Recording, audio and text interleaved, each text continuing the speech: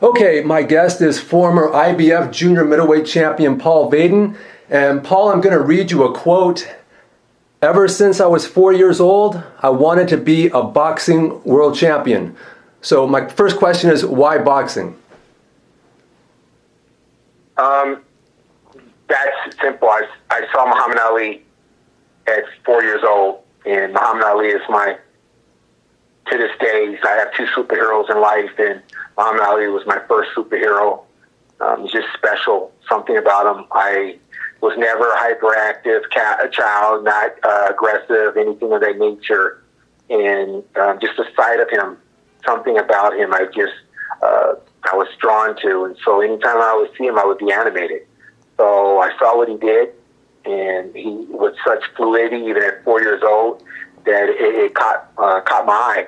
I wanted to be him. So at 8 years old, I was able to have an avenue, an opportunity, and at the Jackie Robinson YMCA, which gave me this opportunity to start my boxing career and follow the path of my superhero, Muhammad Ali. And let's start off at the beginning. Where were you born, and who were your parents? Who are your parents? Yeah. So I was born in Southeast San Diego, California. And my father, my late father, Gerald Vaden. My mother, who's still alive, Gracie Vaden. They both raised me. And what was life like growing up in the Vaden household?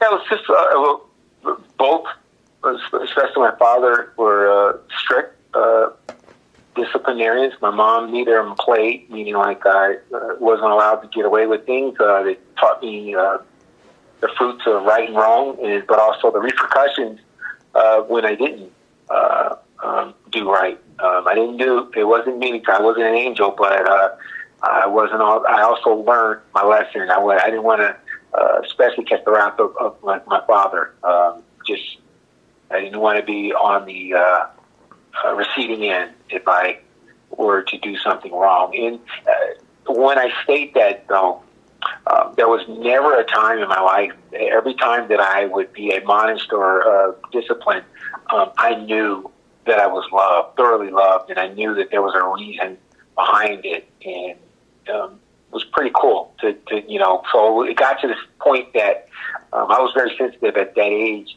that I felt like I was disappointing my parents if I were to get in trouble. So just the fruits of how to treat people. So my household was about that. It was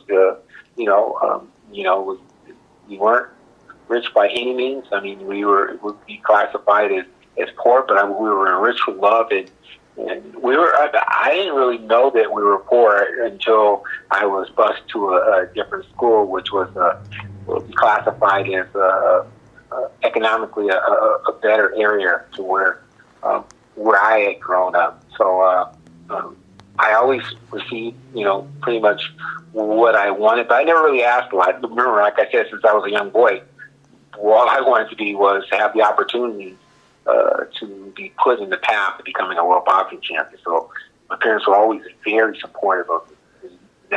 I'm the oldest of three children. I have a younger sister who's the youngest, and then I have a brother. That's how life was. What is your earliest boxing memory? Well, I one of the things I've been very blessed with is my memory is insane, meaning like insane with the things that I can remember just in my life, period. I just remember boxing, everything about it, meaning from my very first fight to you name it. There's not much I don't remember about my boxing childhood, but I will say this. I remember that I didn't know when I made a declaration of wanting to be this champion in my third grade class, Mrs. Merchant's class, when I stood up and said, kids always talk about what they want to be, a fireman, a doctor, an astronaut, superhero, things like that. I remember me standing up stating what I wanted to be, and when I made that declaration, that I stated that, not realizing that you made money that money would also go in with this prestigious honor of becoming a world champion.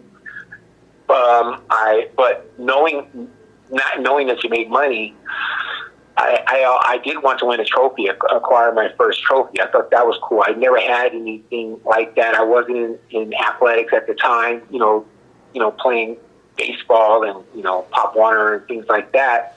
So having my first match and thinking that I had did enough, worked very hard to acquire that first trophy, and then thought I did enough to win, but not winning it. And I was heartbroken. I can feel it right now. That summer of 1976, that summer afternoon, losing to Ty Dozier, who was a couple years older than me and had more experience. But like I said, I thought I did more than enough to be declared the victor. But I thought I was about to win this beautiful trophy, and Todd went with it. Add insult to injury. My brother, who was 5 years old at the time, was boxing, but he had no passion or inspiration wanting to be a champion. The only reason why he was in boxing was he got to hang around his big brother. He would also box that evening, and he would win. He would win. So the very first trophy in the Vaden household for boxing wasn't the individual who made that declaration to become a professional world boxing champion later on in life. It was his 5-year-old brother who was doing it only to hang around his brother. However, the lesson behind it, and what I talk about a lot today, was although I was heartbroken and disappointed by feeling that I was denied of something that I deserved, I could not wait. That was a Saturday afternoon. I could not wait till Monday came around, and the reason why was I wanted to get back in the gym and right the wrong, get on the course of right the wrong. And in doing that, I did, and I would win my first trophy 1 month later. And during my amateur career, I won easily, hundreds of trophies, plaques, medals, what have you. But the one trophy, and actually my son has it, is that first trophy, because that first trophy was significant to me. It was signature because it was saying that I was not going to be lured away from my goal, even though it started off disappointing. So it told me that there was a chance for hope. It told me that I was on the path, and that was. And also to add to that, I would box Todd Dozier 2 more times, and I would beat him both times, including stopping him the last time we fought. Amateur boxing is a sport that the public at large typically doesn't get to see. You had over 300 amateur fights. In what kind of venues are amateur fights typically held? How many people are typically in attendance? What is amateur boxing like? Well, amateur boxing to me was a beautiful journey. A lot of my U.S. teammates that are obviously getting to make the level of being a U.S. team member, I got to be elite of the elite. But as I went carry on to my professional career, it's interesting when I talk to all my guys, and even though we now have this avenue of social media, it's interesting when I talk to my guys, my former teammates, it's interesting, we all say that was the best time of our lives. We had nothing. We had high hopes. We had talent.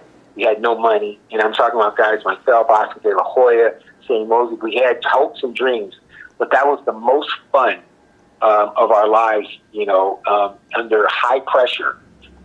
What was it like? Sometimes you could fight in a venue that had, I don't know, maybe 50 to 100 people, but you fought, like I said, I was on the U.S. team fighting in places where there was several thousands of people. So it depends. But, one of the things is I was blessed to have teachers, coaches who taught me, even through my upbringing, my parents, about pride. So it didn't matter who you were fighting before. It could be 5 people. You make sure that you show up and you don't show a discounted version of yourself. You show you're all like you're just like boxing. Back when I was boxing, I guess you would say for free. You still want to show the zenith of your gifts. Which was the good part about not knowing that you would make money. It didn't matter. You want to show the specialness in you. no matter what. So the incentive was not the economic part of it. It was about the excellence of what you do, of your trade. So amateur boxing gave me many layers as far as showing me there could be 50 people at a venue in, Blythe, California, or I could be in Mexico City where there's several thousand, or I can be in Moscow, Russia, once again, where there's several thousand, where I can be many parts of this world, many parts of the state. It depends. But no matter what, you show them the best side, the best version of you, no matter the amount of, as far as how the population is. What was your bread and butter? What did you do well in the ring? Yeah, it's a good question. For me, it was a couple of things. The hand speed, first off. My hand speed was something else. I was very blessed with just insanely quick hands and good counter puncher, good as far as stamina, but hand speed and foot movement were at the time of my amateur trade were my strong points, and hand speed always stayed with me throughout my career. Hand speed, and then eventually as I grew into as a professional and started to learn that trade, my uppercuts were probably the best that you would see at that time. Very effective. No matter how you held your hands up, I was going to get you with the uppercuts but once again, because of the speed. How old were you when you scored your first ever knockout, and what do you remember about that experience? As an amateur or as a pro? As an amateur. Ooh, my first knockout as an amateur probably was against my first amateur knockout. I'm going to say, just to be safe, was against Ty Dozier.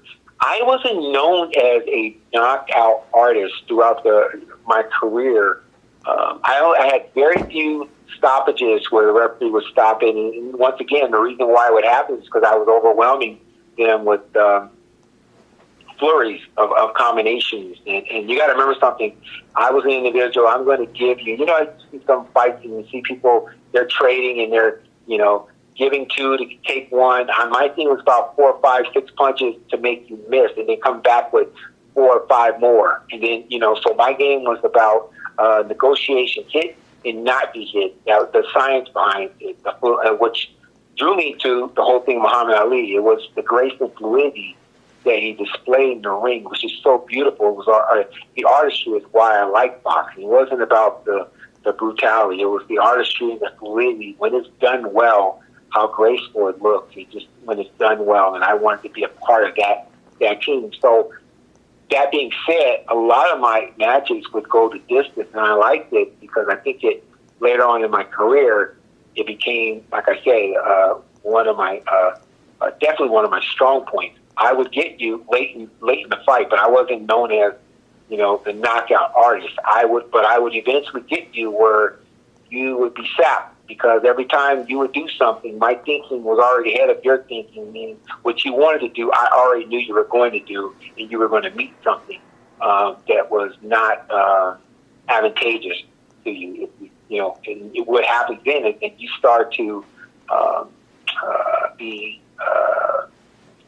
what do you call it, dismissive of trying to be bold as you started out before, because there were repercussions behind that. The repercussions was a speed. I'm coming over what you were thinking before you even try to do it. You, as I mentioned earlier, you had over 300 fights as an amateur. Do you recall your record?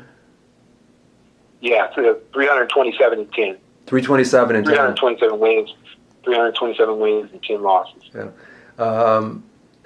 Mike Tyson has talked about how success in the ring, even in the amateurs, gave him a feeling of something that was tantamount to invincibility. Did you find, with all the success that you had in the amateurs, did you find that you experienced anything similar? About being invincible? Yes. Yeah, Mike Tyson, it's interesting you say that, because Mike Tyson, I met him, we were at the same Nationals when he was 15 and I was 14 in Colorado Springs, and I had heard about him the year before when at 14 when he won. He was knocking everyone out. At that age, he was this guy. Where, the focus, his thing was about being invincible. And in my way, it was about being in control. And my level of being invincible is a different. It's not about destruct and destroy. It's about mastering the art and being in such control of individuals who, I don't want to call the word bullies, but people who you would see, oh my God, how is this guy, me, who's this scrawny, skinny, tall guy who smiles a lot and, is this Michael Jackson guy and he's got this curly hair, how is he going to beat this guy who looks like he just got out of, he has the image number? How is he going to win? And for me to then master that person and totally sack that individual as we go through the stanzas of all confidence and everything, like I said, I have an answer for everything that an individual does. And not necessarily trying to be mano a mano, but just really just break a person down scientifically. It's like taking them through your own process where you control them. And like I said, they see you and they think that, oh, I got this individual. Look at this long curly hair and he's smiling. And let me go ahead and this is going to be easy if they don't know. But then eventually, once they go through the process and they start feeling the sting and they start not being able to see what's coming back at them, but what comes back at them is a lot of volume. Eventually, that thing starts to say, hey, listen, how can I get myself out of this? Who's going to rescue me out of this? And not only that, the individual, it doesn't dissipate. It gets stronger. The volume gets stronger as the rounds go by. You want people, so when you talk about being invincible, it's not about destruct and destroy. It's like mastering the person and really suffocating them with what your presentation is. So I guess, my thing was, like I say, having just a level, as I said before, fluidity, grace, and I guess dominance of the moment. And that was important to me. And I am highly competitive. But once it's over, I'm back to that smiley guy. And now the punch out of anger is done. It's just, like I said, it's the artistry behind it. It's the technical, the things that you have worked on in the gym that you've tried to perfect. Now you're doing this on this individual, but you're doing it a step before conscious thought.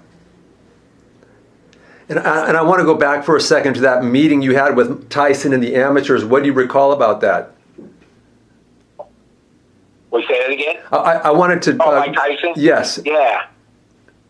You met with him in the amateurs. What do you recall about that meeting, that interaction? Yeah, we were at the Nationals in Colorado Springs, and it was amongst the people. And I got to meet him at that time at 14. Like I said, I was 14, he was 15. And then I just remember him being I always said this to the people, very sweet, very kind to me, just very, very kind. And then I would watch him destruct and destroy individuals that was in his way, but he was always very kind to me, just very nice. And that it's interesting because later on in my career, we would meet up again a few other times. When I became champ of the world, he came back to my dressing room, like literally he'd been incarcerated for 4 years, and he was coming back to the ring a week later after I became champion.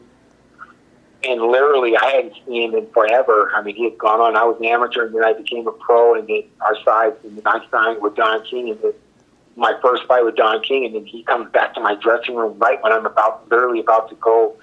My match was on Showtime, and I'm about to walk down the aisle. We're about to, start the walk, as we call it, and Mike Tyson comes back and to say, hey, good luck, Paul. It's your night. It's your night tonight. And I was so focused at the time. I remember my manager, Arnie Rosenthal, saying, he goes, I'll never forget that moment. You just kind of stared through him because I was so focused. I had waited, once again, since I was 4 years old for this moment. It was about to happen. But after over, you go, dang, that was Mike Tyson they had. And it was pretty cool. He came back there. And then I would see him a couple other times, even, during my career, but then following my career.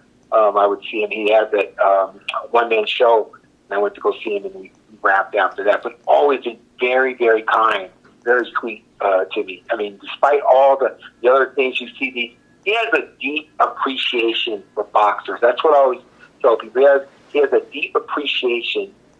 He's a boxing historian. Ali's my guy, but I also know of the colossal status of Mike Tyson. And so, but he has a deep appreciation. You would be surprised at who he knows, who you think he would not pay attention to, or he knows, and he'll tell you certain things. It's pretty impressive, actually. So my interactions, all interactions with him, he has been overly kind, overly kind, and respectful.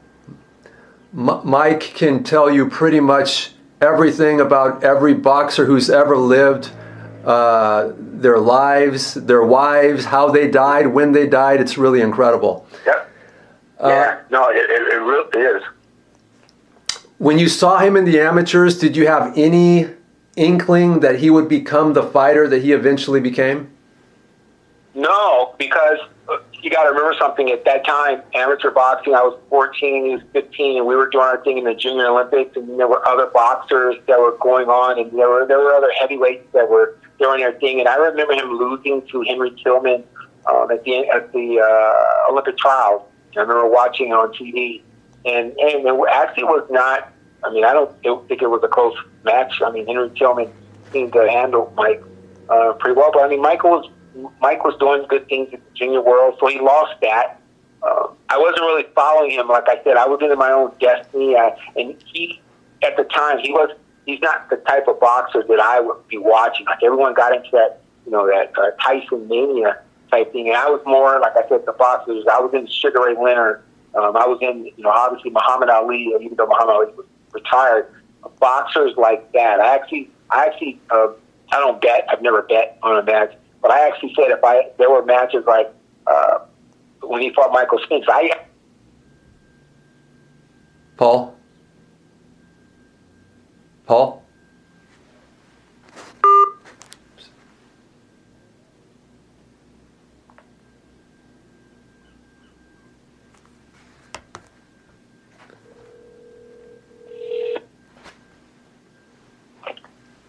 I don't know what happened. I was just sitting here. Oh, hi, Paul. So where you got cut off was you started to talk about Tyson versus Spinks. Yeah, when Michael Spinks went against Tyson, I was a big Michael Spinks fan, first off.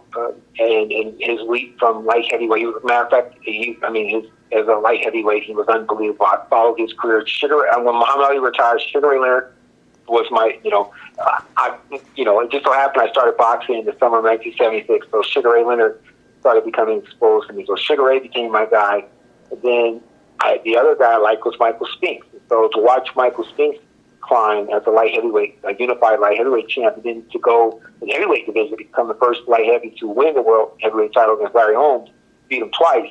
I actually was one of the few people that thought Michael Spinks was going to win, and not only win, I thought that I thought that he was going to catch Mike Tyson lunging and stop Tyson late. That was my opinion. And Mike Tyson went in and did work on Michael Spinks. So people were impressed with that. And whatever. So what I was saying is, Mike was like not the guy. I wasn't into the Tyson, that whole type of the Tyson mania. So obviously when he took over, I mean, he really took over boxing, and he was the guy, the draw, always has been.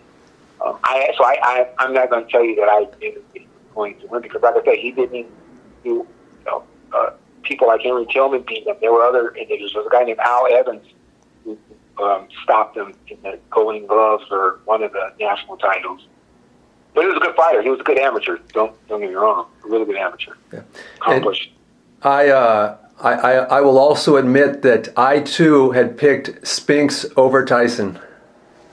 Okay, yeah. There you go. Yeah, cool. Well, yeah, I just thought the reason why, like I said, Spinks was a survivor. Not only was a great fighter, he always was able to survive and come with an onslaught of punches. And he had an orthodox style, and like I said, he always found a way to just wrest victory from his opponent. And like I said, he was dominant, so dominant as a.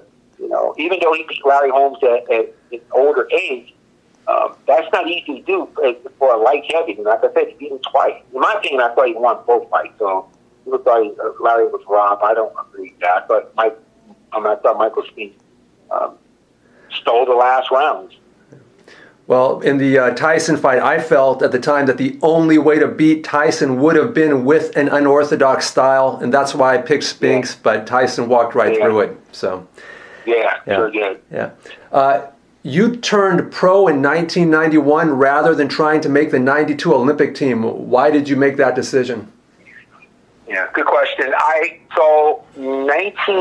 First off, in 1988, I fought in the Olympic trials. I went away from boxing for like 3.5 years in high school, and I wanted to play basketball, which I did in high school, and then so I went away. And during the time, I believe it was 1987, I started getting the itch, and so I moved to the state of Washington, a town called Puyallup, but I was to box for Tacoma Boxing Club.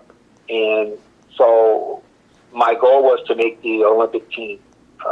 And you have to remember something. By this time, I had no name, no ranking, no anything. Just a lot of belief. And I had a great support system. There was an individual who would become my uncle by the name of Ron Cheatham, who actually is the first person who challenged me and asked me.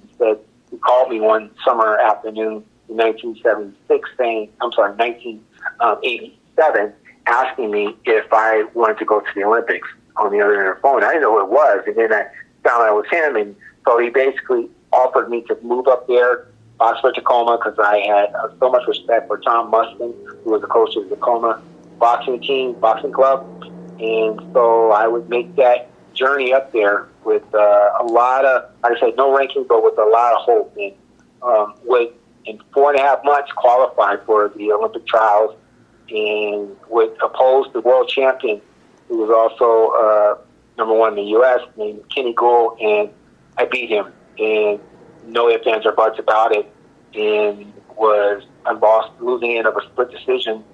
I didn't forget that, and although once again I was hurt, I was also very, very encouraged about my future, because what I was able to achieve in 4.5 months, what people had done and been trained for 4 years, gave me a boost of what I was going to do from 1989 on.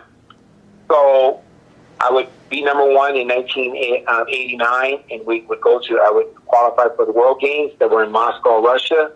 And what happened was they started the new computer scoring system.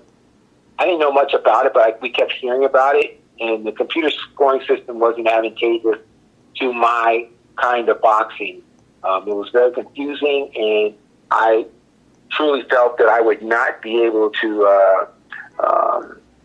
win a medal at the Olympics in 1992 if I stuck around, and that would be the only reason why I would stick around. I was a little older than my teammates, Oscar De La Hoya, Shane Mosley, all the other individuals. I was a couple years older, and so I needed to get a jump start on my career, my professional career, getting on the journey to become a world champion. So after the Goodwill Games in 1990, I started setting up my syndicate and how we were going to turn pro, and that's what I did. I started, and they didn't know. They had no idea. They thought that they were grooming me for 1992. I have two things I didn't want to happen.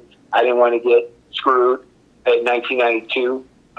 What happened to me in 1988, even though now I was number one, and the guy that they were, seemed to be grooming for 1992, and I just had I have a long memory, so I remember what happened. So I didn't want to take a chance of something happening, and like I said, even making the Olympics, I didn't think that I would have been able to get true justice with the way the scoring system was.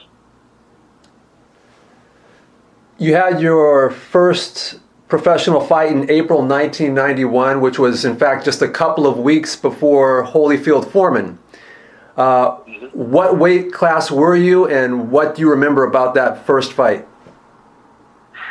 Yeah, I remember I campaigned. Originally I was campaigning as a professional. I had been light middleweight in amateurs. I was a welterweight first, then I was light middleweight, and that's where I was doing, very well at light middleweight.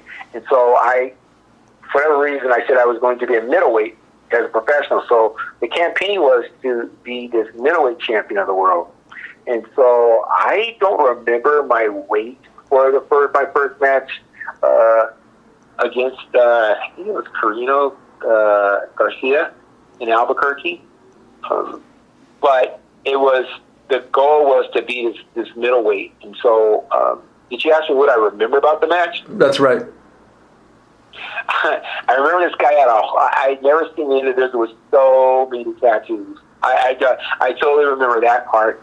The guy had so many tattoos, and I remember that. But I remember it was, I was able to do what I needed to do against him. I mean, I just remember him having tattoos. It wasn't like it was having an effect on what he was going to do against me. But I remember that, and then I just remember winning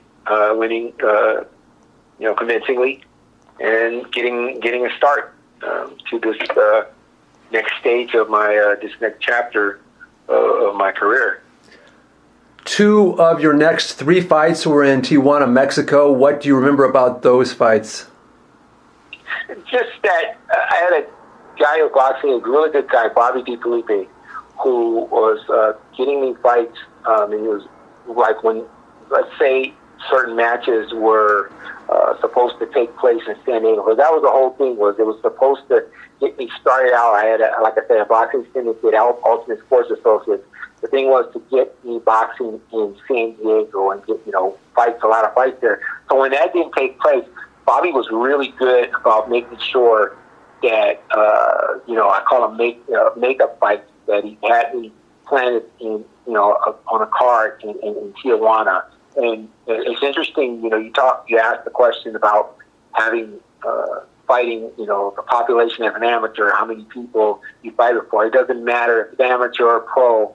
The Hispanic community is very loyal and very appreciative of boxing. So I remember those matches would take place on Monday night, like at 9. And those matches would be well attended. Back then, it was a place called, I think it was called the Fiesta Americana. It was this nice hotel that the fights would take place. And then there was the other place that was legendary called the Auditorium, the match. So I just remember being able to do my thing. And I was always scared because I was in, Mexico, and that their fighter, that would get a raw decision. You got to remember something. I'm not known as a knockout artist. So was my artistry going to be appreciated? Was I going to get a fair trial during the course of my matches? And I always did. So it was once again, it's a part of the education, part of the process of me. There are loftier goals, but you don't get to the level that you want to get to without having those type of matches. So it's part of the process. All of your fights in Mexico were against either Mexicans or Mexican-American fighters. You're obviously African-American, and this was some 30 years ago. How did the Mexican fans treat you? Yeah, so they appreciate good boxers. I mean, they appreciate good boxing. And even as an amateur, I would get the opportunities, like I said, against the national Mexican Olympic team, and that was getting opportunities to box as a kid. And, like I said before, quite a few boxing fans, and they appreciate good boxing. So I don't remember. There was only one situation during my career that took place that had nothing to do with me. It was in November. I believe it was my 7th pro match, which would be the last time that I fought in Mexico, in Tijuana or Mexico, any part of Mexico, and it was a riot took place. And matter of fact, last year was August 10th. I went to a card to go watch some boxing. That was my first time being back in Mexico since then. So because of what had taken place, there was this riot that took place. There was something to see. I had, right before my match, something took place where fights broke out because something to do with families, and it was a bad decision, and there was something going on in that town with this particular family, and I think one of the family members gave someone the finger, and that just set everything off. Now you got to remember, I'm back in the dressing room. I can hear this all going off, and police, and I don't know what's going on. So finally, we walk down the aisle. We're getting ready to fight, and then something sets things off again. So I go back in my dressing room, and I said, take off my gloves. I'm not going back out there. My manager said, hey, take a deep breath. Let's get through it. And, I was very cautious. My mom and my sister and my second mom were there in attendance, so I'm worried about them. And it was interesting, a lot of the San Diego Chargers used to come to support me wherever I fought. And so a lot of the big guys were there. And I remember me walking down the aisle, trying to walk down the aisle to the ring the second time, and I could see them taking my mom and my second mom and my sister, and having them over where they were to protect them. So I felt a little more at ease. And then I told you I'm not a knockout artist, but it was important that I got rid of him, and I did in the third round, and I wanted to get out of the ring. And once again, it wasn't about me. It had nothing to do with me. It was about the energy that was taking place with the fight before. So the riot, but my fear was, people were throwing. So I had my point. I was about to say my videographer had 3 cameras for this. So after the fight, later on when I got back home, I was able to view. I was able to view my fight, but I also got to view the fights what took place before. And so it was chaotic. I mean, people were getting hit with chairs. The police were. It was bad. So, but that was the last time I ever fought there. There's a new term that's been in vogue just within the past few years, Mexican style. This might sound like an odd question, but is there any difference in fighting a Mexican fighter versus fighting, for example, an African-American fighter? Yeah, for me, boxing's boxing. It's like, I remember people used to make this comment, you don't want to fight certain because of body blows. And listen, I work for body blows. I mean, if you're going to come to my body, once again, you are going to have to deal with the repercussions to be able to extend, to come down to my body, meaning I'm coming with some things. And they're coming quick, they're coming crisp, and they're coming under, and they're coming fast. And so, you're not just going to be able to just throw, and then you're going to be able to just pound, and I'm not going to sit there and wilt off someone's body blows. I mean, I worked for this. I worked for this moment. I got in shape. I didn't shortcut the process. So it's about talent. There's a lot of talented Mexican-American boxers. There's a lot of talented African. There's a lot. I mean, talent is talent. So I just like my skill against whomever it is. So I never was like, oh gosh, I better brace myself. First off, I have a lot of respect for anyone who steps in the ring, and I know that anything, any moment can happen in the ring. No one knows that more than I do. So there's respect already that other person on the other side has the capability of doing something that could, turn things around to me, and like I said, vice versa. So I don't really look at race or, saying, oh God, I got to prepare because this individual does this. Talent is talent. There's some very good Mexican-American fighters, Hispanic fighters. There's some that are okay, and there's some that are not good. And it's the same thing. There's some really good African-American boxers. Some are okay, and there's some that are, not. And so, same thing. Caucasian, whatever, you go down the line. That's the beauty about boxing. People who don't know, they'll tell you, hey, you better not lose to this person.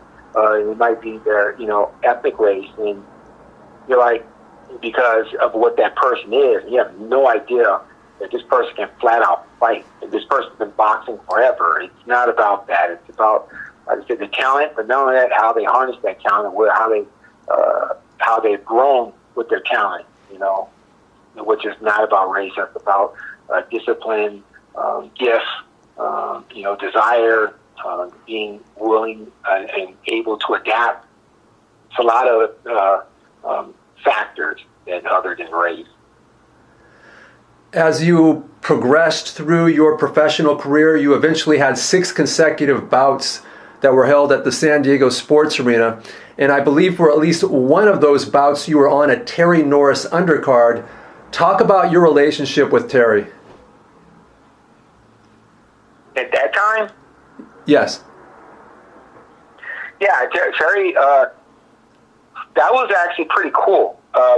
During that time, in 1992, I believe if I'm correct, February 22nd, 1992, Terry had a match against Carl Daniels out of St. Louis, who was a really good boxer I actually know through the amateurs at the time, and he fought, and it was an ABC card.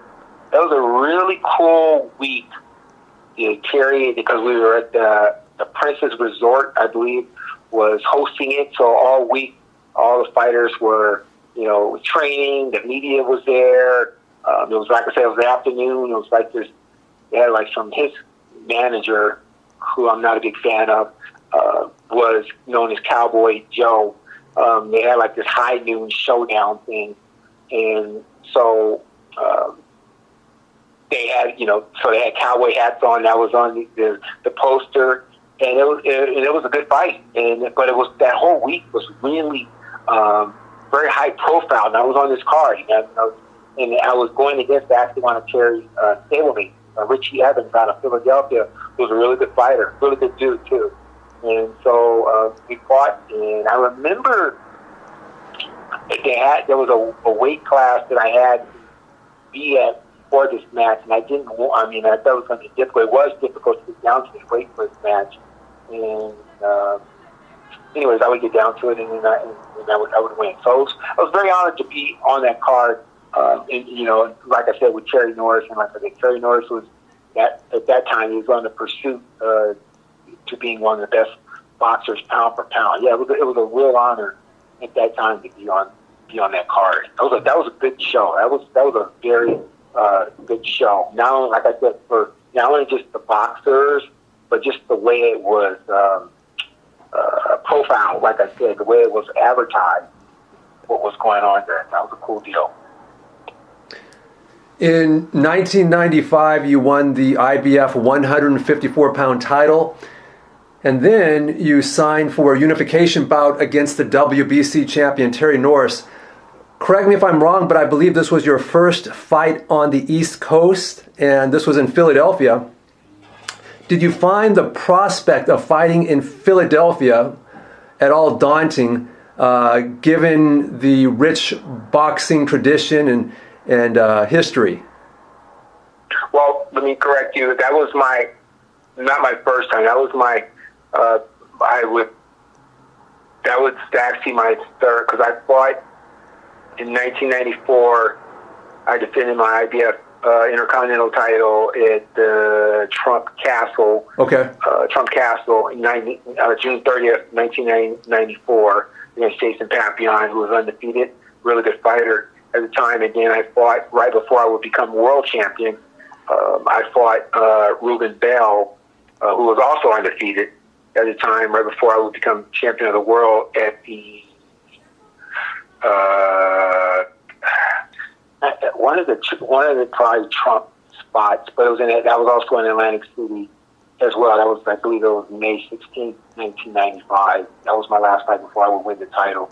So this was my third fight. And you have to remember something. After I won the title in unification, originally, Terry and I were supposed to box on November 4th at Vegas at the MGM, and on the Mike Tyson card. It was originally, and then what happened was Mike Tyson supposedly fractured his thumb, and the whole card was canceled, and not canceled, postponed. And then eventually it came up with this on the East Coast. So to answer your question, what I did not understand, what I will never understand, I can understand what happened, why Terry Norris and myself unifying our titles. And by this time, now Terry Norris and I, it was different. I mean, there was disdain, real disdain. So we did not like each other, and then that would take place from a period of 1992 up until this particular fight. I mean, real disdain.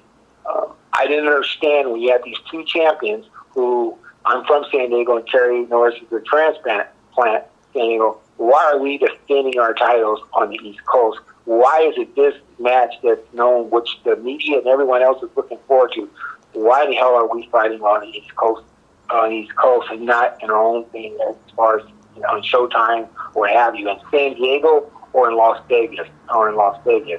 And I can only think that we were legitimizing the card when Mike Tyson was fighting against Buster Matthews Jr.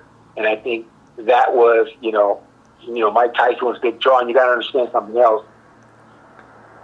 November 4th, 1995, Riddick Bowe and Evander Holyfield were fighting down the street in Caesar's Palace. So it was kind of like neither Rock Newman and I believe main events were going to budge on, that date, that site of November 4th. Don King, because he had Mike Tyson, wasn't going to budge on surrendering that November 4th date. And I think what happened was this was the rubber match between Riddick Bowe and Evander Holyfield. The first fight was great when Bowe won, and the second fight was great when Holyfield won. Split decision. It was a great fight. They had that controversy with the fan man coming in the ring, but they were two great fights. So now you got this rubber match. So you had a legitimate fight, and I'm sure that more fans were coming from Livegate and either from pay-per-view aspects were going to tune into that versus watching Mike Tyson versus Buster Matthews Jr. And not only that, like I said, so I think that Terry and I, this unification match and this genuine disdain for each other was legitimizing the card. So I think eventually once we lost that date, and I believe that's why I never believed that Mike Tyson was fractured. I thought this was the way of Don King kind of surrendering that date to the other show because they weren't going to do as well from a financial standpoint versus that. So now we're on the East Coast, and I never understood why that took place, but it did, and so you deal with that,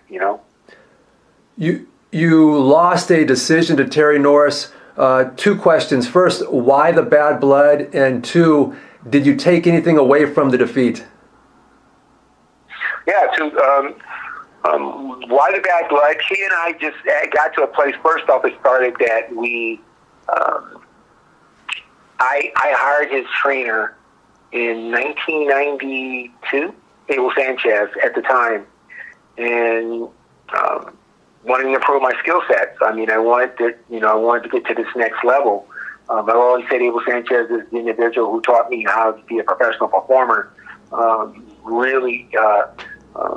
Really gave me many avenues and added to my artistry and my confidence as a professional performer. It was a lot of fun. I never even expected this because he was with, Terry Norris. I never expected this was going to happen. I never expected that this kind of relationship was going to ensue. And then Terry was saying at the time that Abel was teaching him. They were having their own little things, and then he kind of just made some comments about me in the paper that I didn't think was cool. And then it just kind of just grew to other things that went on with our relationship, and it grew to just true disdain for each other, and which is totally not like me. Because like I just told you before, I boxed for just and Terry Norris is a guy who, when I first started with Abel, I would stay after or before, come to practice early so I could watch him work out. His workouts were insane. Once again, as far as my professional development, I wanted to know what it's like. He was on another level. I wanted to know, okay, this is what I need to be doing, or this is what I'm going to be doing. This is what I have to prepare for. Just his, with Abel and then with his late father, they really worked on the process as far as the repetition. They had a lot of immense respect for what it took. He didn't shortcut as far as that. So I wanted to see that, and it was an honor to watch it, and mesmerizing, positively mesmerizing to watch it. So I was this guy who wanted to learn, but like I said, then when he got rid of Abel, then things kind of changed, and he made comments about me. And then we just certain other things got in the way. One of the things that I talk about that I'm one of my greatest,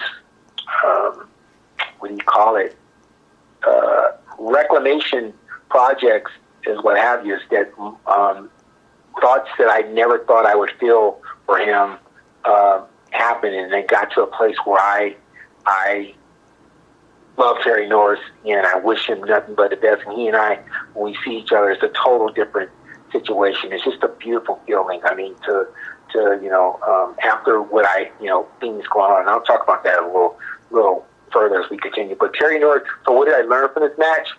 That the right person won, the right situation happened, the right lessons was learned, that I got to a place where I actually thought that I was this adjudicator, that I was the one that was going to teach the lessons. I'm not worthy of teaching anyone lessons.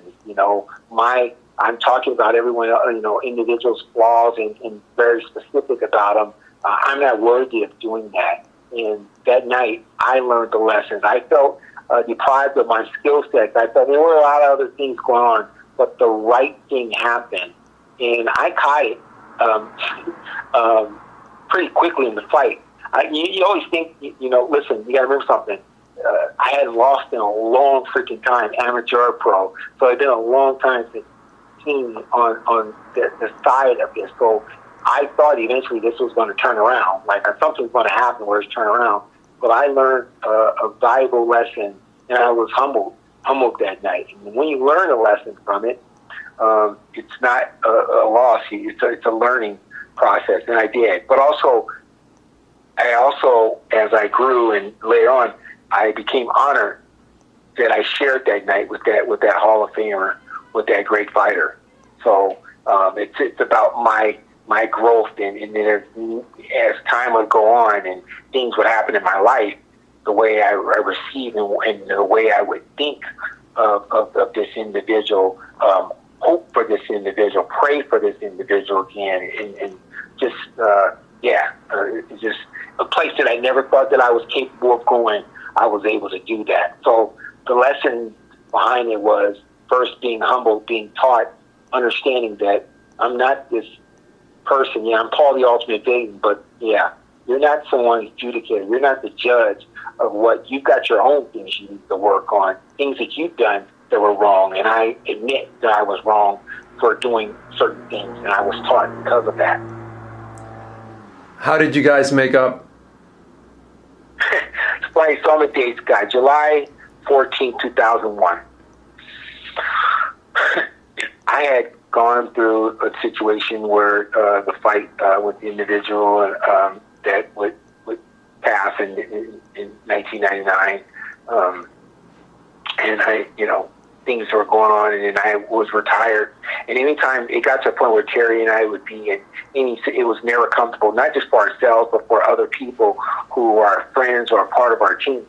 It just was never comfortable setting. So I was coming to an amateur boxing show, and actually I was coming to an amateur boxing weigh-in.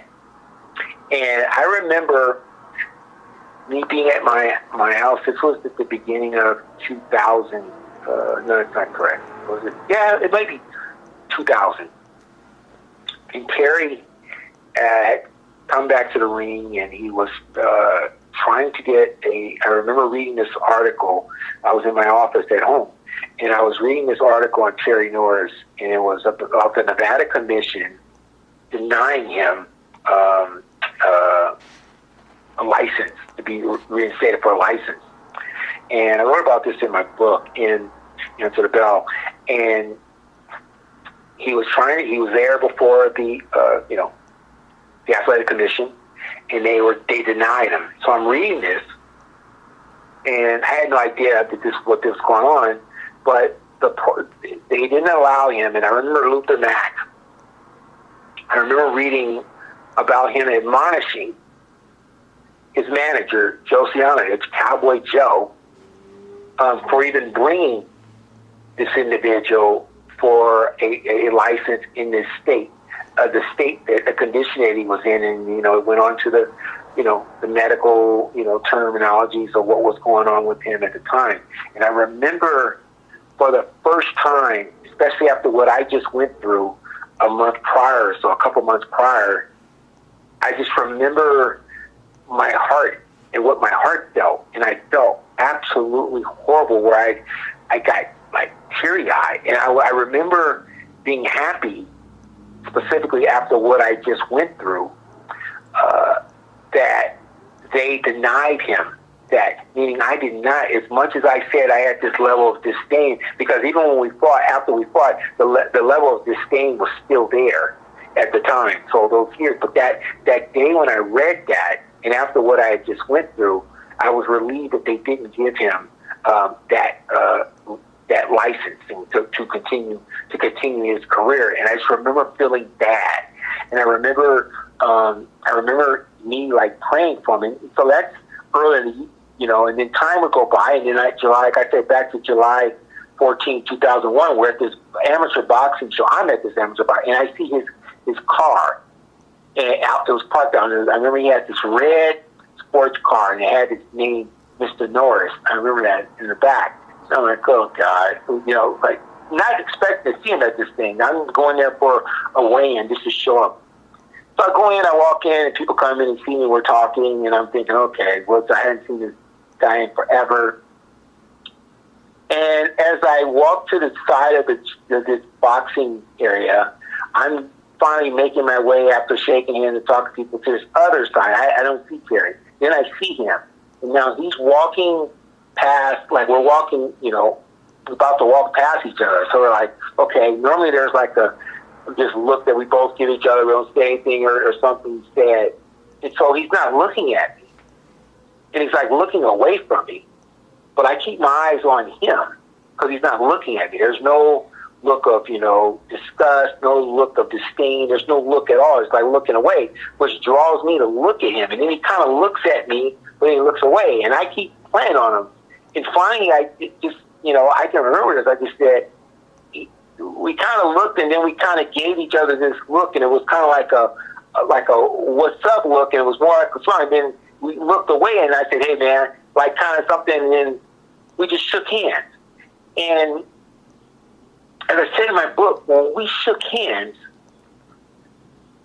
all of what had transpired and been said, and things, the insults, and all the other stuff, I can honestly say left my body, meaning the disdain literally through that handshake just left my body. Like, and then I kind of made a joke, like something about, because I had been retired from boxing, and I was asking, like, it was like a workout question, like, kind of stuff you doing, like stay in shape, something like that, just quick. And he went on. And I think, at the time he didn't want to look at me because maybe who cares? I don't even care what went on, why he was looking away from me. It wasn't like he was disgusted. It was just like he was looking away from me. And I wanted to draw to him to, hey, it's okay. But I didn't expect to shake hands. I didn't know what was going to take place. Here's the thing about the story. That card, it was an amateur boxing card, it ended up being canceled.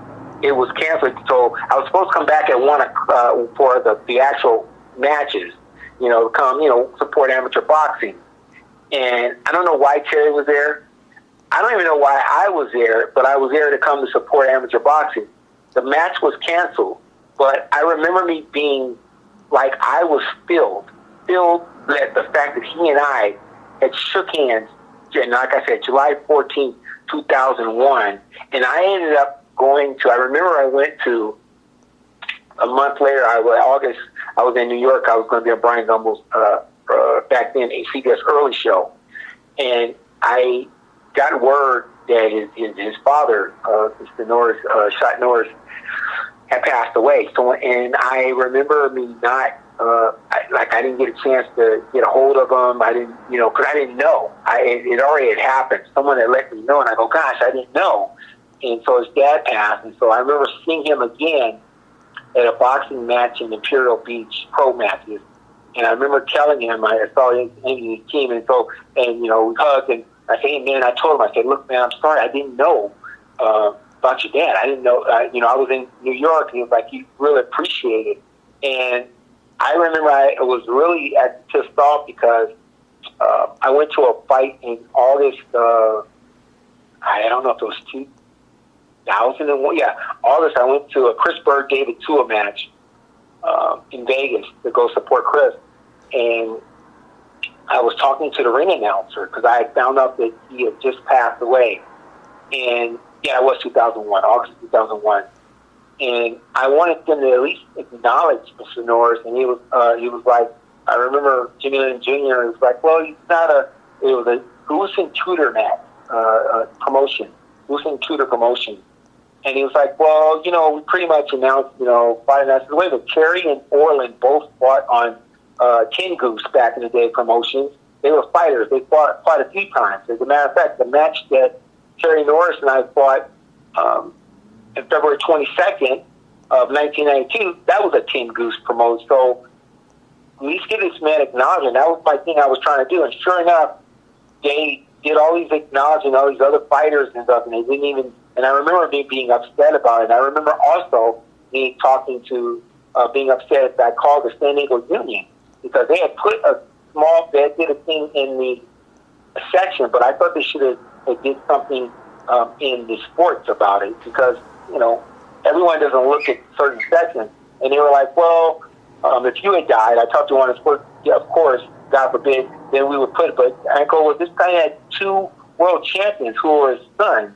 I mean, give him some level of respect. So now, I wanted to, that's and Kerry that stuff he doesn't know. But I really wanted, his father, to be acknowledged in a better lighting of what, he had 2 kids, 2 sons who became world champions, prominent boxers, talent. He found to the game. So, July 14th was and I don't go outside for a fight, but every time we see each other, I saw him January 31st. That was the last time I got to see him, where he was honored at Hall of down here for Breitbart Hall of Fame. It's a big honor, which I went in 2016. And just went in, and I wanted to be there. I wanted to be there for him, and I got a chance to see him.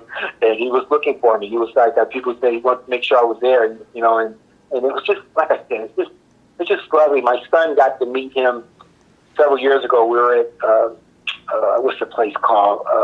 Dave & Buster. He was with his daughter, and his daughter was playing, and I was with my son, and I ran up on him from behind. My son had no idea. I ran up on Terry behind him, and he saw me and introduced his daughter. I introduced to my son, and I told him, I said, this is the man who beat your dad. Not many people can say it. This is the man who beat your dad. My son, he introduced himself. My son's ready to play the next game, but, check that out. My thing is I always want to make sure you're all right, in shortening, get on. But that's, the way life should be. It doesn't, and it really doesn't even matter how he feels about me. It's how I feel about him. How I feel about him now. I wish him heaven. I wish him great things. And so that's the level of growth where you can get to a place that you never thought you could be. And never thought you can get at, because the place that you were at. But when you learn the lesson, and then you understand that you acknowledge that you were wrong within for things that have been done and things that have been said, you're not that. I keep saying this, I'm not worthy of being anyone's adjudicator. I have my own things that I need to work out on my side of the street. So it was just a beautiful, like I said, and I wish him nothing but the best. And I keep saying this all the time. I can't say it enough. I'm honored to have to say that that I was able to share the ring with this individual. He's great, all-time great. November 1999, you fought Stephen Johnson at Taj Mahal in Atlantic City. I'm going to read you a quote. He fought me in the ring and never opened his eyes again. Seeing him carried out of the ring on a stretcher unconscious, I was done as a fighter. I never wanted to experience that again. Very, very true. And that was my last night as a boxer in the ring. I remember my father when I was a little boy, watched boxing all the time. There was an ABC card that came on, and I remember him saying the word comeback. He said he's making a comeback about this individual who was boxing. The individual looked a little older. I didn't know who he was. My father was telling me, he goes, that's Emil Griffith. Emil Griffith. And my father was born in New York, Brooklyn, New York, and he goes, that's Emil Griffith. And he started telling me a story about, he fought it and he killed the guy, being the Cuban boxer, Benny Paredes, I guess. And he told me about this, and here I'm this young kid, and I'm thinking, wait a minute, people can die in the ring? But I was too young to really understand it. And then but I kept hearing about Emil Griffith. I remember my father saying the guy was making a comeback, and I remember he was older. He looked older, and I believe he probably lost that match. But I remember it where it was like he was never the same as a boxer. Fast forward to 1982, a CBS show, Sport Spectacular. I remember Boom Boom Mancini fighting the guy Zuko Kim, and it was a great fight. Actually, it was just a great fight. And I think the 14th round, Boom Boom would stop Zuko Kim, and then Zuko Kim going to a coma, and then basically being carried out and not making it. And I just remember reading about that. And I remember Boom Boom as a fighter never being the same. So you read these stories, and then you see, even Gabriel Ruelas, and these fights and these happen, and these individuals would never be being able to be the same as a fighter. And sometimes it's just a human being. So when you get in the ring and you're the boxing pundit all your life, when you've had this goal to become this world champion, and people telling you you're not going to be because you don't have that killer instinct, that you're too nice, you smile too much, and to be a champion or to be a boxer and be a good boxer, contender, let alone a world champion, you've got to be nasty. You've got to be all this killer be killed type mentality. I told you the reasons why I boxed. None of those reasons had anything to do with disdain or had brutal instincts. You're not going to leave the ring like you came in against me, just because of the way the process that I want to physically and mentally and physically put you through, which is deep waters. However, it had nothing to do with hurting someone, and sure as hell someone not being able to come back to nothing like that. So it created my exit from boxing as a boxer, and those words were true. When I saw that the individual would never open his eyes, and when I saw him carried out, and the chill that I felt, I'm a believer, an optimist, so I thought he would make his way back. I mean, that's just, my beliefs are always that things are going to work out. But when they didn't, and I got the official statement, I was never going to come. If he would have made it through, and he would have somehow miraculously opened his eyes again and came back to and was able to make it through, I still would have never boxed again. The lesson was learned. You got to remember something. I had been away from the ring for 18 months because my son. I wanted to spend time with my son and have fun with him. I enjoyed being around him. He was a baby. I wanted to be a part of that, and I liked. I was actually moving on to doing other things. As I got closer to becoming a champion, I understood there was something bigger and deeper for me as far as my purpose and my vision, things I can do, and how I can have an effect on human life. But then I remembered as time went by, I laughed. I said, wait a minute, I still can box very well. So I would come back to the ring and have a fight at the Garden, get an opportunity to have my first fight back, and then having a title fight against Stefan. It was like, damn, why did I come back? Why did I come back? There was no need to come back, other than the fact that I still could box very well at the time. But it created my exit from boxing for good. What do you have to say about Don King? About who? Don King. He's probably, the greatest promoter that ever. The things that he was able to do and achieve, and the cards that he was able to put together to rumble in the jungle. Obviously, he's a very a smart man. Do I trust him? No. Do I, are there things, like I said, the fact that he, the card was between Terry and I, how it was postponed and it was out without any lack of care or concern from a standpoint of what the other fighters on the card, who had trained. And I would starve myself down to wait and get close into literally the day before the weigh-in for the card to be stripped from you 2 days before the fight.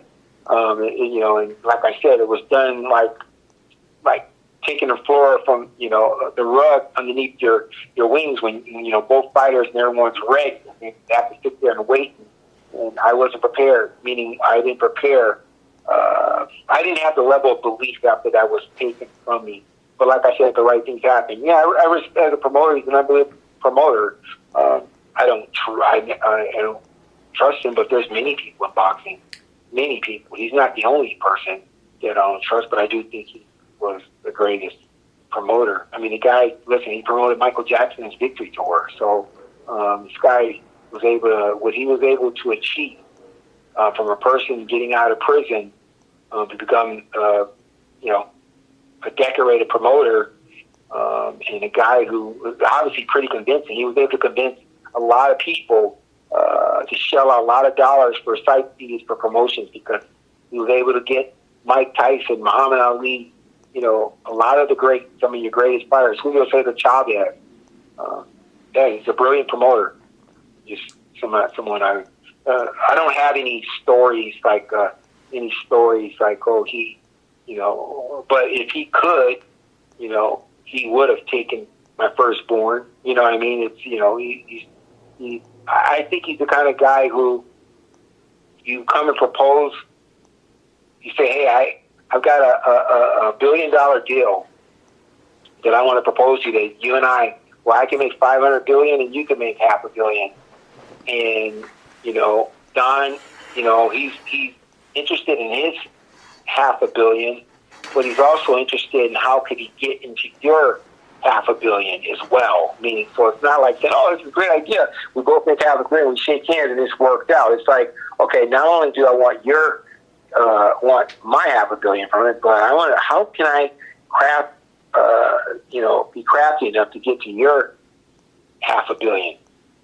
So some people call that astute and shrewd and methodical and what have you.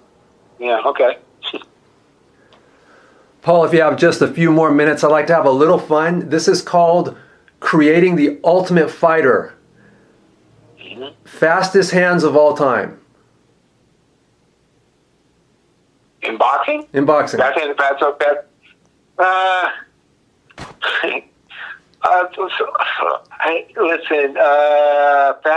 of all time. I'm going to say someone like, I'm going to be humble.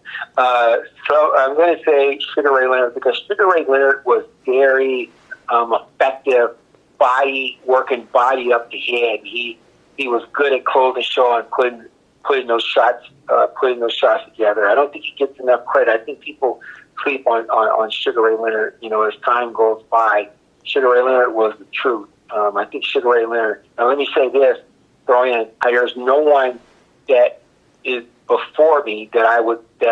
How can I say this? Where I'm dazzled by their hand speed personally, but I'm going to be humble and say I think Sugar Ray Leonard, because Sugar Ray Leonard was very effective, body head in making things happen. Sugar Ray was, he would be my pick. Pound for pound, hardest puncher of all time. I don't believe. I think George Foreman. I think George Foreman had the most power. I think George Foreman was the strongest puncher. A lot of people think Mike Tyson because Tyson was also very quick. People eventually caught on. He had a lot of precision and accuracy behind his blows, but he was also incredibly quick. But I think if George Foreman, Mike Tyson matched, definitely in their primes, he would have stumped Mike Tyson. Best footwork. Muhammad Ali. Best defense. Best defense would be Pernell Whitaker. Over Floyd? Say it again? Over Floyd Mayweather? Yeah, Pernell Whitaker. Why do you choose Pernell over Floyd? Have you ever seen Pernell Whitaker fight? Absolutely. I mean, the guy.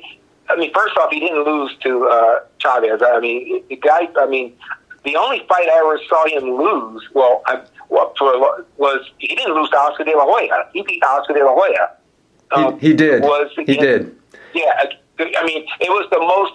What do you call it? Contradictive decision. First off, he was the champion in his weight class. He dropped De La Hoya. He did. And he had in the bigger punch that he scored more points, and he had the heavier blows. But they found a way. And the part that really made that bad, the fight wasn't even close as far as the scoring card. It wasn't nowhere in the ball. So it's like, give me a break. So he didn't even lose to. He beat De La Hoya. He lost to Trinidad, but it was an honorable effort. I mean, it was George in. But when Sweet Pea was in his prime, for he can look you in the eye, you were not going to be able to hit him. And he had a great body attack. And when he was even in the, I call it the trenches, you still couldn't hit him. I mean, get low. Floyd has incredible defense as well. I mean, incredible defense. But no, I think James Toney, when James Toney is prime, had unbelievable defense. But yeah, Floyd's definitely up there. But I don't think his Westham was a defensive wizard, an absolute defensive wizard. Sweet Pea in his prime. I would argue that going into that Trinidad fight, that Whitaker, in fact, had a perfect record because his loss to Ramirez, he actually won that fight. His draw with Chavez, he definitely won that fight. And you are absolutely correct. He definitely beat Oscar De La Hoya. And as you said, he was the champion. And as you said, he dropped him. He dropped him. And on the punch stack, everything. It was like I said, they were trying to set up. I mean, it was like, that was disappointing. I mean, that was a disappointing one. It's like, okay, that's the one thing about boxing, like I said, as a judge, I would not be in the good fraternity because I would be the one, I mean, because that was in unison. All those scorecards they had, the fight wasn't even close. I mean, it's like, really? So you guys probably had to score. I mean, I would not be good person as far as the camaraderie, as far as judges, because judging. And that's why I said, the thing, like I said, that goes amateur boxing and professional boxing. Listen, my thing is this: if you win, you win. It's not who you are or what you're ranking, or you say, you know what, maybe this person is having a bad day, so I'm going to give this round because if I really thought this person, it's like, hey, judge the fight as is. And when you've got this guy who's a champion, who is the champion, I'm a believer. I'm not even in that aspect of would you have to beat the champion, but I'm just saying the fact is he was the champion, the welterweight champion at the time, and he dropped him. And he was, the punch stats and, the power punches, everything. And De La Hoya couldn't even, I mean, he was clowning De La Hoya was trying his hardest to hit him, and he couldn't even hit him. I mean, he was having the hardest time connecting. And, and then, of course, they always use those things. He was running. Sweet Pea doesn't run. He's right in front of you. You can't hit him. He gets low. He gets up, but he's not running from you. He's not moving around. He's just right there in front. So, but the Trinidad fight, like I said, I think that was towards, like I said, he was starting to lose a little in Trinidad. I mean, like I said, but he lost, but it was an honorable effort. And I even remember that match. I remember Larry Merchant was trying to give him a compliment, which was rare, as far as trying to give him a compliment, and he didn't take it right. He thought Larry was saying, and Larry was actually saying his effort was honorable, and it was, because Trinidad was on a roll at that time. Yeah, and I do agree that, Whitaker does have the reputation of being a runner, but you're correct. He wasn't a runner. He was always right there. And if you look at the Chavez fight, not only did he not run, several times he backed Chavez up. He backed Chavez up. He was right to back Chavez. He was digging to the body, coming under with the left under, and could dig it. I mean, he was a tremendous body puncher. I mean, man, he was man. Yeah, I'm getting chills. And gosh, I just realized the late Pernell Whitaker. My gosh, I just realized that. I mean, when it's yeah, he was, just like I say, he was unbelievable. He was unbelievable. Yeah, his defense to me was something else in his prime. The De La Hoya fight, one thing Oscar was doing is he was flurrying in the last 10 seconds of every round, but he was missing all of those shots. He was missing everything. That's my point. So he would throw, and the thing is, the crowd would yell, and they would, like, that they're cheering. But if you look at it, what they was pulling out, pulling back, pulling under, pulling, and he was missing all those shots. Those shots weren't even landing. And so he was getting, like I said, trying to steal around, but there were no punches connecting. I mean, he was like literally missing. And so I never understood that. Like I said, I know they were trying to set up, get this, I think the Keto, Trinidad and Oscar match or something like that. They were thinking ahead, but once again, like I said, judge the fight. I mean, judge the fight correctly. Forget about the financial gain and what's going to take place if this person, and to be fair, I thought Sweet Pea, before he fought Oscar, was losing to, oh my gosh, I think it was a Cuban fighter. He was fighting on HBO, and he was losing, and he ended up knocking the guy out like in the 11th round or something like that. I can't think of which fighter it was. I think it was a Cuban fitter, and I thought he was losing that fight. Sweet Pea was losing that guy. Was it Julio? He ended up knocking him out. Was it Julio Cesar Vasquez? Julio Cesar Vasquez? Was that it? No, he beat Vasquez. Vasquez, matter of fact, because he beat Vasquez to win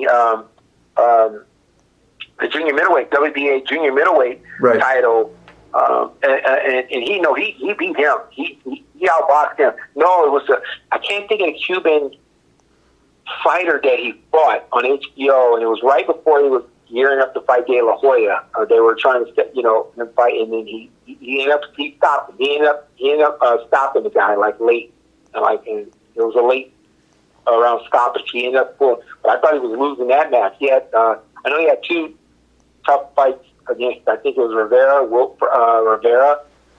possibly, but no, he was just in his prime. He was just as a lightweight. So I always go by guys like Floyd, Oscar, Sweet Pea, even Camacho. I always go with their weights when De La Hoya was even Shane. Their weights, I think that they have the pool to be able to have good dance partners. So what I mean by that is Oscar at 130, 135, I thought Oscar was unbelievable. Even 140, I thought it was something else.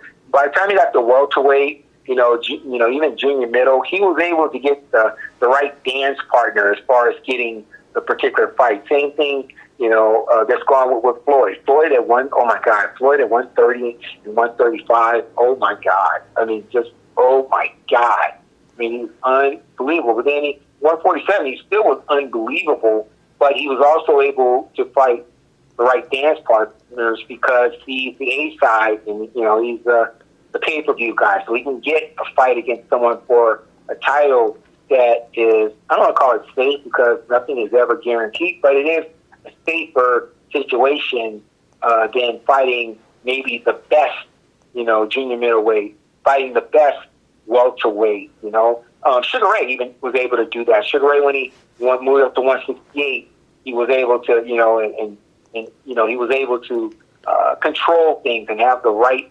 it's business. I mean, he was able to fight Duran instead of having to fight, maybe, Michael second to none or someone like that at the time, which makes sense.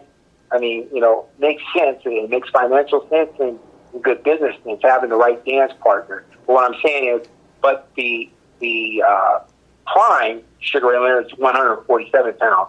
The prime Oscar De La Hoya, in my opinion, is anywhere from 130 to 140. The prime and the best Floyd Mayweather Jr. is, oh my God, 130, 135. Oh my God. I mean, Shane Mosley, the best to me, was 130, 35, not the 154, because then it's like, okay, fighting the right 154 pounder, fighting the right 147 pounder, staying away from the particular other 147 pounder, what have you. So then it's like then it's being smart, fighting, getting the right dance partner. It's no shade or shame on that. That's just the truth. I just want to throw a few dream fights at you. Pick the winner. Duran jumped from 135 to 147, but this fight is at 140. Duran versus Aaron Pryor, 140. Ooh. And I have so much respect for Roberto Duran. I'm sticking with hands of stone. A lot of respect for Aaron Pryor. Oh my God. But I got to stick at 140. Now you must remember, and I think you did say it. I couldn't hear. Duran jumped from 135 to 147, right? Which was freaking impressive to fight Leonard. I mean, obviously monetary gains, but I'm gonna go with Duran still. Julio Cesar Chavez, Simon Brown at 147. You said Julio Cesar Chavez and Simon Brown 147. Yeah. I will go with Simon Brown. I didn't think much. I'm gonna go with Simon Brown. 47. I didn't think Chavez, because I remember him fighting De La Hoya. He was game, but I'm gonna go with Simon Brown. Last one, Paul Vaden, Oscar De La Hoya, 154. Yeah, I get him at 154. At 154, I get him. I'm not the kind of guy that you want to fight, because I was disciplined much more than not. Meaning, I'm not going to be lured into something. I'm quick, and I'm also difficult to hit. And you're not going to be able to do the onslaught and not have repercussions. And eventually, and I'm going to be there. At 154 pounds, he's not going to. In my size, and he's not at 154 pounds. I got him at 54. I thought you were going to say at 147. 147, I would be next. Is that asking too much? Would you? I would do it. Would I try it? Absolutely. I would try to make it happen. It would have been a nice payday. It would have been a nice payday. Exactly. Yeah. But once again, I would go in with the effort. Obviously, thinking I'm going to win, but not at 147. No. So when I say that, let me also say, I always say this. I say the same thing about Floyd Mayweather, Jr. as far as at 154 pounds. Am I a more talented boxer than Oscar De La Hoya? Hell no. Was I a more talented? Hell no. Floyd Mayweather? Hell no. But styles make fights, and then you got to throw in size. So I'm not saying I'm a better boxer by any means. I'm not. I wasn't better boxer than either of those guys. I'm just talking about the way I fought and the way I stayed disciplined, and I'm not an easy get. So that's what that's about at that weight, particular weight. Paul, what do you have going on right now? Yeah, just I do quite a bit of speaking, corporate speaking, all over the land, basically, different companies, and I have a book that answered the bell. But the book was out years ago, but it's basically giving me a blueprint to what I'm doing today with my answer the bell programs. Just getting people to have higher hope on what they want to do and what they want to become. I have my ATP coaching, answer the bell coaching, which is obviously on my website, which I do quite a bit all over the globe, working with people. It's a 12-week program, getting them to be the champions in what they do. I do a lot of mentoring and consulting for various corporations, just quite a bit, and just putting a lot more on the table to my menu of my capabilities. And that's the beauty about what boxing has given me. It's giving me that by getting past what I went through with the Stephon Johnson fight and the guilt that I went through, but make it to the other side, I'm able to now give people a story It's parlayed into a story, parlayed into a book, into an award-winning documentary short film. But it's also caught the eyes of a lot of people who know that corporations need to hear this story. Athletic teams need to hear this story. People individually need to hear this story to know that they can resuscitate their lives to where they're currently landing. They can reinvent themselves. Because remember, I not only have to make my way back, but I also, after retirement, I have to reinvent myself. So to now be known just as much as a speaker, as a consultant, and for the things I'm doing in corporate America now is a true victory, and I'm not done. I mean, I'm still, trying to be as nourished and be as equipped to render ultimate services for the world. The book is Answer the Bell. Where can people buy it? Go to my website, answerthebell.com, and it's on that. I mean, it's on Amazon and what have you, but things like that. But I lead people to my site because it's more of a journey, and there's other things there as well. My film, my documentary short film, and things like that as well. So answerthebell.com is the best route. My guest has been Paul Vaden. Paul, it's been a pleasure. Thank you very much. Kevin, thank you. I really appreciate it.